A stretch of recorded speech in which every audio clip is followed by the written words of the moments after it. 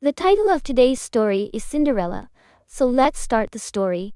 Once upon a time, there lived a kind and gentle girl named Cinderella in a small village.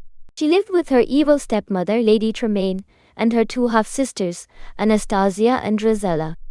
All three of them were very bad. She herself used to rest the whole day and made Cinderella work like servant. Cinderella's days were full of work. She cooked, cleaned, and washed clothes. Despite her difficult life, she remained cheerful and kind. She had some friends, the animals of the forest, who lived with her and helped her. Her best friends were the mice Gus and Jack, who often brought her small gifts and helped her with her chores. One day, a royal messenger came to the village with exciting news. The king was organizing a grand function in the palace. Every eligible maiden in the kingdom was invited as the prince was looking for a bride. Cinderella's stepsisters were thrilled and began making their best dresses. Cinderella also wanted to go to the ceremony, but her stepmother laughed at her.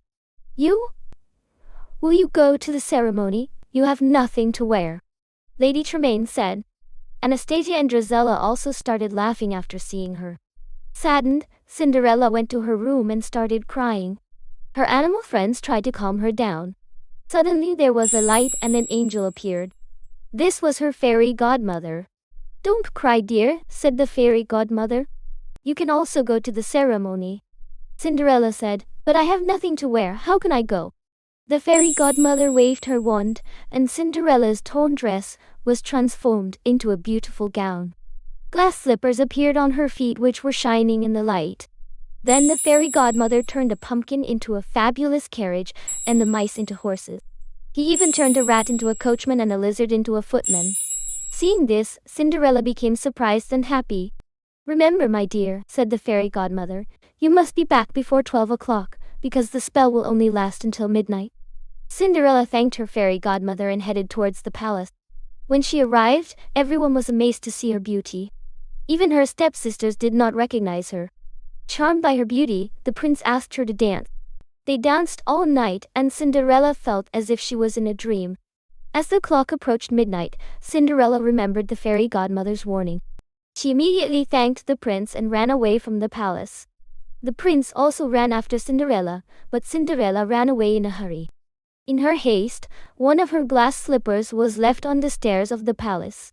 As soon as the clock struck 12, she managed to return home, and her beautiful dress changed back into tattered clothes. The cart turned into a pumpkin again, and the horses, driver, and footman again turned into rats and lizards. The next day, the prince issued a proclamation. He will marry the girl whose foot will fit the glass slipper. The royal soldiers used to go from door to door and try the slippers of every girl in the kingdom. When they reached Cinderella's house, Cinderella's stepmother called her two daughters.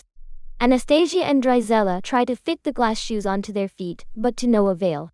When the soldiers asked if there were any other girl in your house, Lady Tremaine tried to hide Cinderella, but Cinderella bravely moved forward. "Can I try it?" Cinderella asked. The soldier nodded, and when Cinderella put her foot into the glass slipper, it fit perfectly. The soldiers knew that they had found the prince's true love. They took Cinderella to the palace where the prince was waiting.